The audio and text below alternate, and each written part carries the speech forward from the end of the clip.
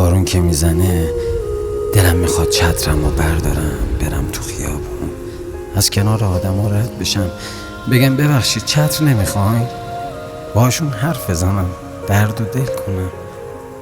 به خدا بارون که میزنه آدم تنها تر میشه. باز داره بارون میزنه، یعنی چطور حالت؟ آخ که چقدر دلم میخواد الان بیام دنبالت، من باشم و تو باشی و دیوونگی و بارون. آخ که چقدر تنگ دلم واسه هر دوتامون. باز داره بارون میزنه، دلم اسیر عشقه، کاش حداقل اتفاقی بیام جلوی چشمت بهت بگم عاشقتم، دیوونتم عزیزم، من هنوزم تو خلوتم، واسه اشک میریزم. آهای عشق خوشگلم، با تو حل مشکلم، من بی تو دیوونه میشم، کاش میموندی همیشه پیشم. آهای عشق خوشگلم، با تو حل مشکلم، من بی تو دیوونه میشم، کاش میموندی همیشه پیشم. آهای عشق خوشگلم.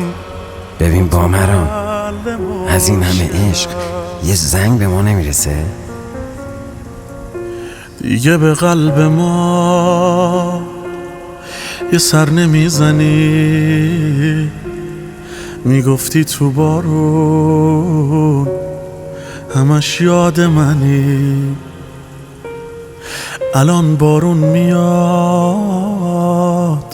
یه زنگ نمیزنی، تمام زندگیم زندگی منی.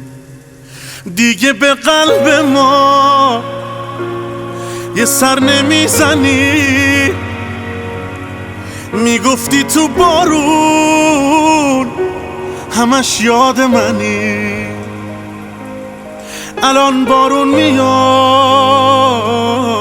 یه زنگ نمیزنی، تمام زندگیم زندگی منی. آهای عشق خوشگلم، با تو حل مشکلم، من بی تو دیوونه میشم، کاش میموندی همیشه پیشم. آهای عشق خوشگلم.